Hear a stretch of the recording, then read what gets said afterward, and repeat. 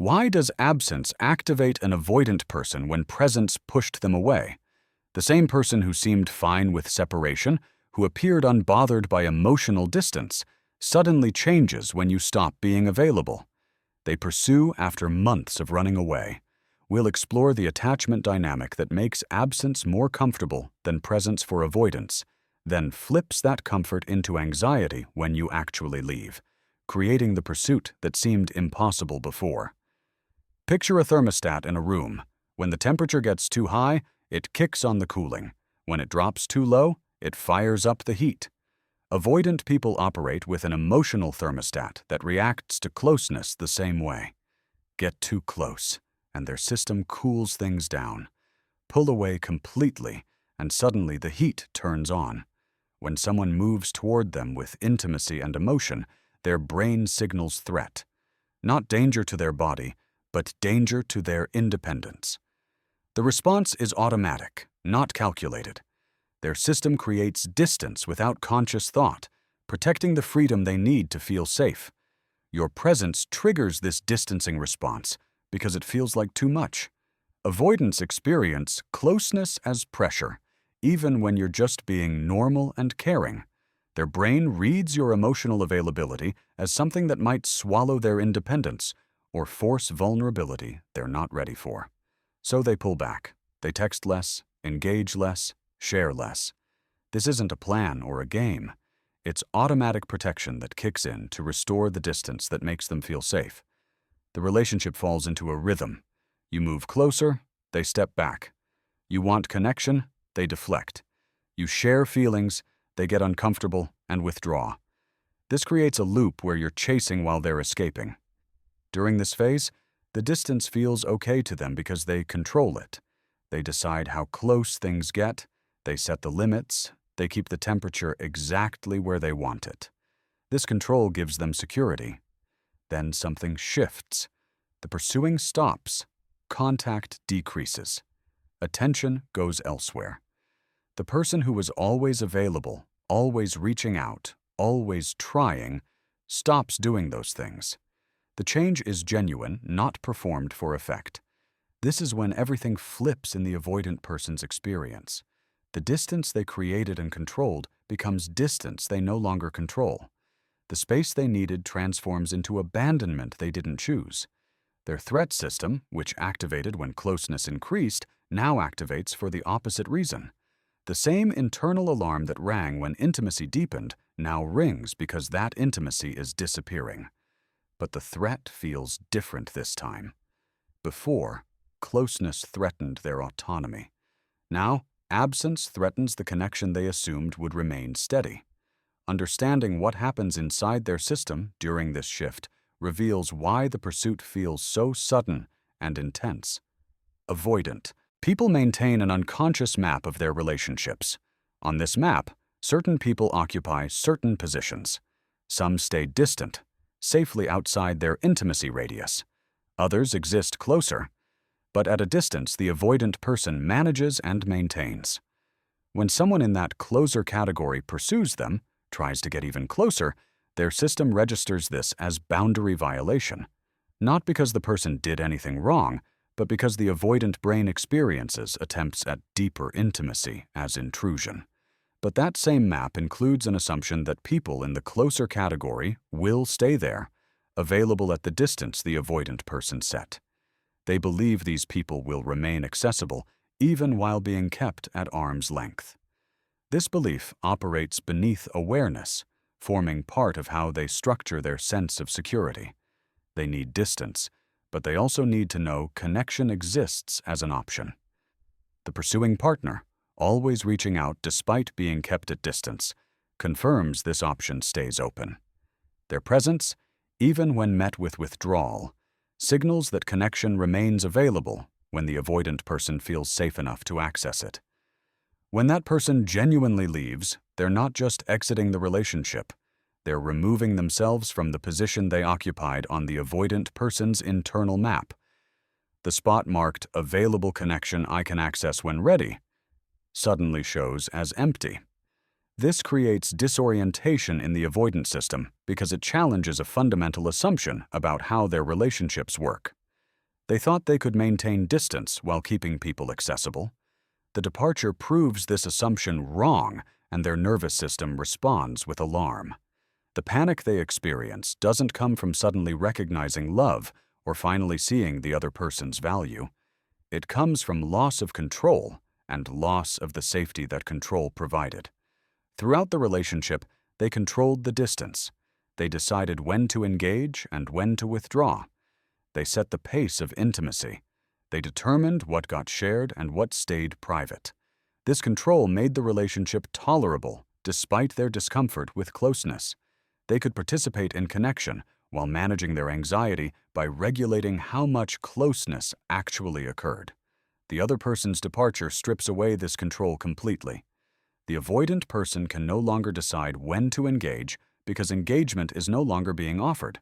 They can no longer regulate the distance because the other person created a distance they can't close at will. They lost the ability to maintain connection on their terms, and this loss triggers the pursuit response. They're not chasing intimacy or deeper relationship. They're chasing the restoration of a dynamic where they feel in control of how close things get. This explains the specific quality of avoidant pursuit. When they reach out after someone leaves, the contact often feels shallow or inconsistent.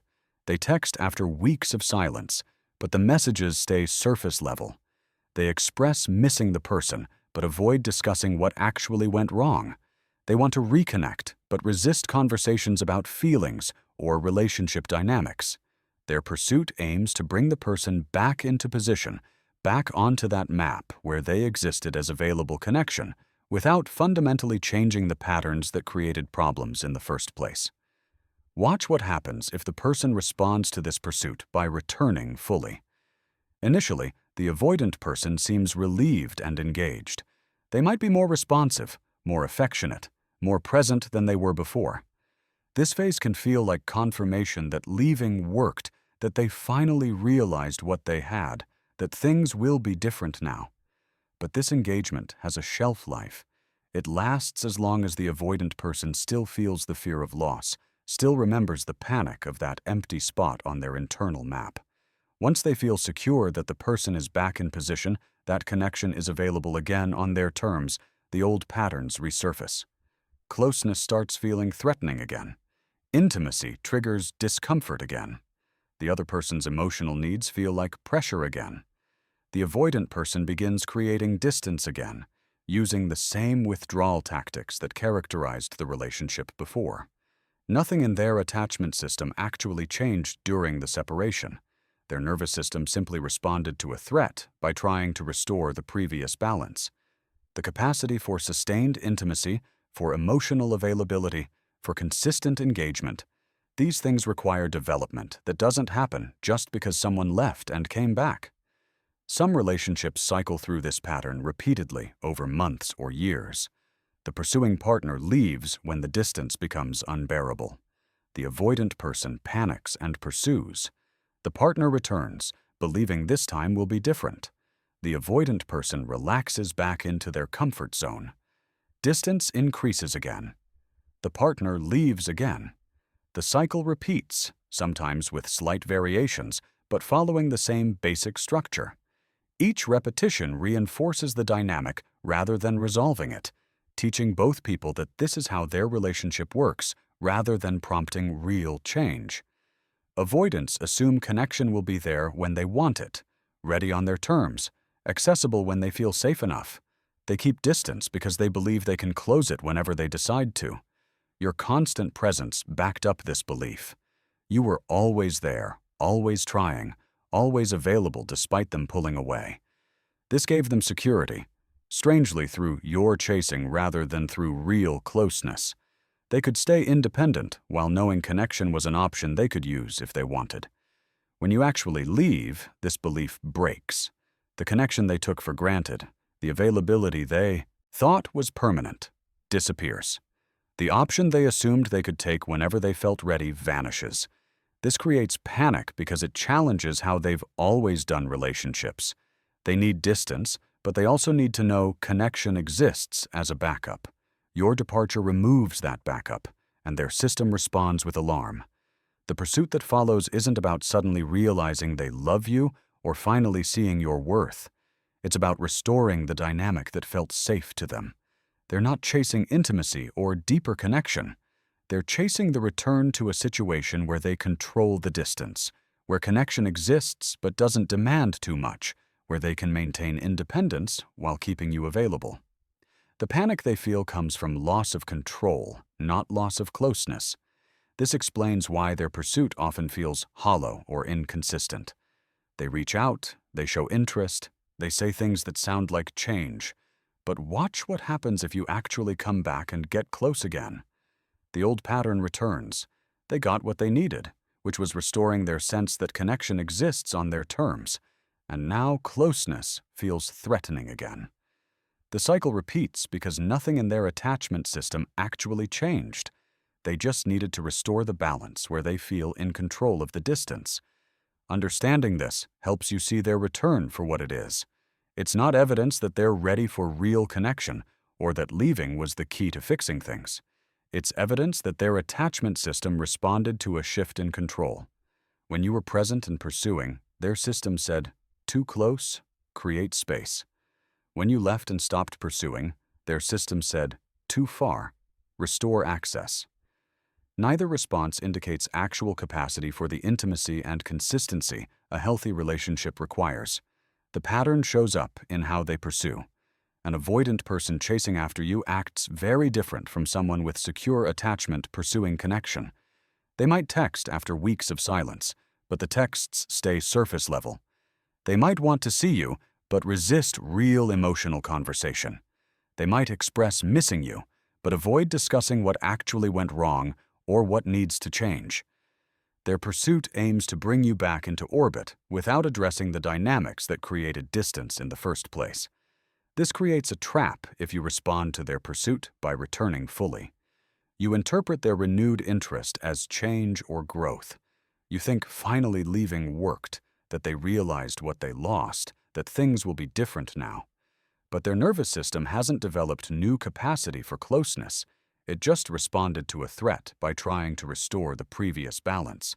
The moment you're back and available, the moment intimacy deepens again, their threat response reactivates and the distancing begins again. Some people stay in this cycle for years. Leave, they chase. Return, they distance.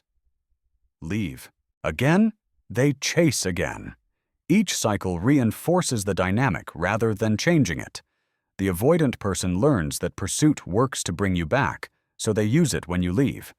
You learn that leaving gets their attention, so you use it when they distance. Neither person develops actual tools for secure attachment or healthy intimacy. The relationship becomes a pattern of activation and deactivation rather than genuine connection. Breaking this cycle requires seeing their pursuit clearly. When they reach out after you've left, ask yourself what they're actually offering. Are they proposing real change, therapy, different communication patterns, actual work on their attachment style? Or are they just trying to restore contact without addressing what made you leave? Their words matter less than their concrete proposals for how things would be different. Most avoidant pursuit involves vague statements about missing you or wanting another chance without specific plans for change. They might say they realize what they lost or that they'll do better, but these statements stay abstract. When you ask what specifically would be different, how they plan to work on their discomfort with intimacy, what steps they're taking to develop secure attachment patterns, the answers usually stay vague or they become defensive. Real change in avoidant patterns requires them to recognize their attachment style and actively work on it, usually with professional help.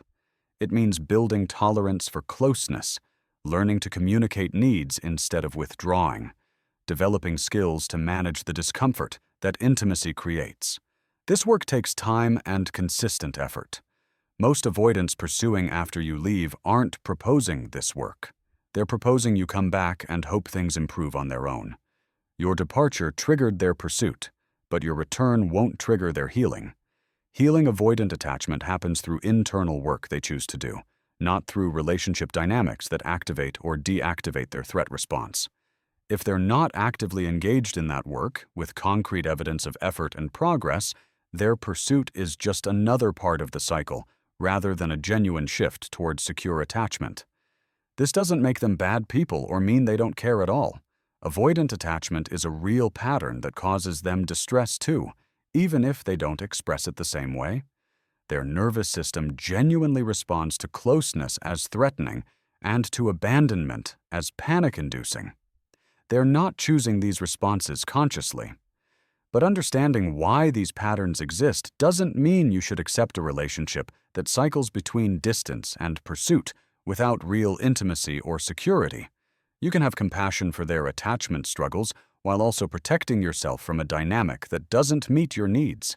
You can understand why they chase when you leave, while also recognizing that their chase doesn't indicate readiness for the relationship you actually want. These things can be true simultaneously. Their pattern makes sense within their attachment framework, and it's also not something you have to stay in, hoping it changes. The healthiest response when an avoidant pursues after you leave is to evaluate what they're actually offering, not what you hope their pursuit means. Look at their concrete proposals, their willingness to do attachment work, their capacity to acknowledge the patterns that pushed you away. Look at whether they're taking responsibility for their role in the dynamic, or whether they're focused on getting you back without examining what needs to change. If they're doing real work, if they're in therapy specifically addressing attachment, if they have concrete strategies for managing their discomfort with closeness, if they can articulate what was happening and what they're doing differently, then their pursuit might indicate genuine change. But if they're just expressing that they miss you or want another chance without this foundation, their pursuit is the predictable response to loss of control rather than evidence of development. Many people find it helpful to maintain distance even during avoidant pursuit, to see what the person does over time rather than immediately responding. Do they sustain effort? Do they start therapy or attachment work without you coming back as a reward? Do they develop insight into their patterns? Or does their pursuit fade when they realize you're not immediately returning, showing it was more about restoring the dynamic than doing the work?